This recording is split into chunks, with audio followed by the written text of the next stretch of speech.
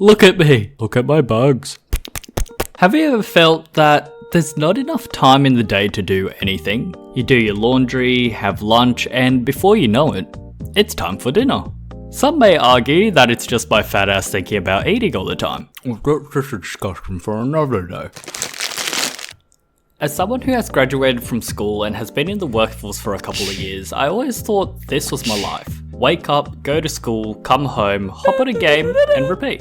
I only enjoyed my life when it's a weekend or a holiday. And we all know that's the best time to be productive. Finally starting that $1 million idea I came up 4 years ago. But I always end up either doing nothing or watching an entire season in one sitting. I hated this, so naturally I discovered the most underrated productivity habit that has been overlooked by the smartest minds in the world. Let me explain in brain rot terms. The world's just one big skibbity. No cap. They got us working till we're straight up down bad. Doesn't matter where you're from, that's just the way it is.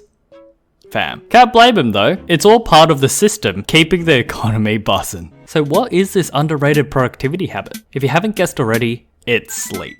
What? Yeah, sleep is the most underrated productivity habit ever. The fact is that a lot of us don't get enough of it or just doing it wrong. So the question is, how on earth can you be sleeping wrong? Well, the answer is simple. You suck. If you refuse to go to sleep when you know you should, then you are experiencing a psychological phenomenon called revenge bedtime procrastination. Whereas I like to call it, one more episode. The games are real! Freeze!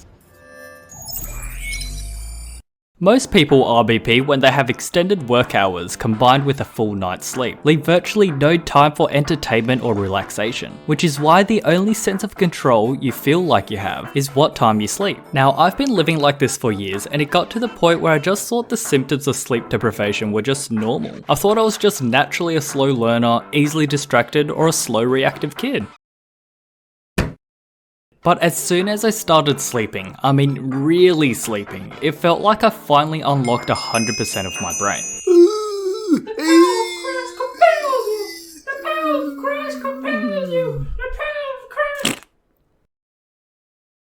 Okay, what the fuck? Now, I mentioned earlier that some of us are sleeping wrong. We know we need to sleep, we know when to sleep, but then you just lie there fully conscious, like a good boy.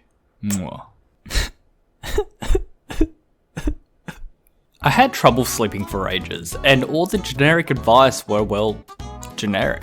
So these are my tips to sleep way better at night and actually become more productive. Everyone is different, and honestly what I hate most is the one size fits all mentality. So the first thing you want to do is find out what chronotype you are. Lion, bear, wolf, or dolphin. There are plenty of sites that you can use to find what your chronotype is, but I found Sleepopolis's chronotype quiz the best. And no, I'm not sponsored by them, I just have a low attention span and their quiz just happens to be the shortest one. In my case, I'm the bear, which means I should wake up between 7 and 8 am. I'm most productive between 10 to 2 pm. I have an energy dip between 3 to 6 pm and should sleep at 11 pm. In other words, I'm basic. Now, the thing about sleeping is more than just closing your eyes and pretend dying. That's what normal people do, but I'm not normal. I'm crazy! Recently, I started listening to ASMR or white noise, and now I can't sleep without it. I use YouTube Music and I literally just search white noise and it'll give you 5 hours of jeez, rise and shine, guys. Okay, buckaroo. For ASMR, my personal favourite is Ting Ting washing my hair for 3 hours. Hey, we listen and we don't judge.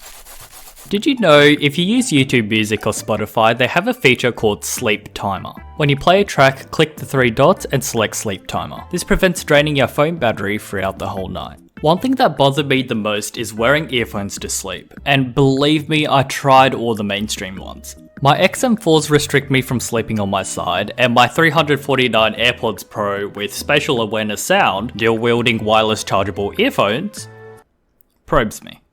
So I thought, surely there'd be earphones that don't fuck with my ears when I sleep. And that's when I discovered Manta Sleep Mask. I've been using this sound sleep mask for 2 weeks now and they're so good. Their Bluetooth earphones are like this thin and you don't even notice them when you sleep on your side. Now, I recently moved into my apartment that faces west, which means every afternoon I need to battle the sun's wrath. And of course, my landlord knowing this, he was kind enough to give me the landlord special and install paper thin blinds that do absolutely nothing. Please ignore the poo stains, it came with the apartment.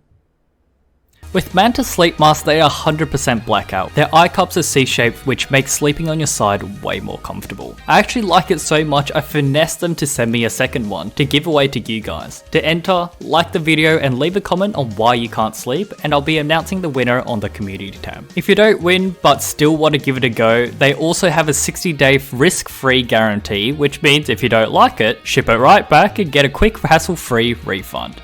Try it for 60 days by using my link in the description or use code SOULSIMPLE42 to get 10% off your order. Now, when it comes to sleep, a lot of us focus on the sleep itself, but how you wake up is just as important. I hate waking up. Sometimes I wish I have blonde hair, fair skin, and curse to be internally asleep, waiting for some dude to kiss me on the mouth. But we'll discuss my kinks in another video. Most people are traumatized by their alarm sound, and I don't blame them. But if you hate hearing your alarm sound, it's time to change it to something more pleasant. Wake up! Wake the f*** up, you piece of shit! Red due, Bill's due, if your due is due, I'ma kick your ass.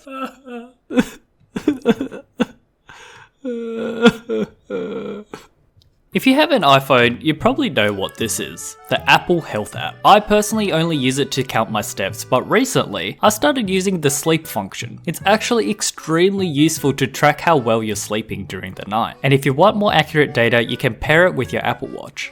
Let me show you the easiest way to set up sleep on your phone.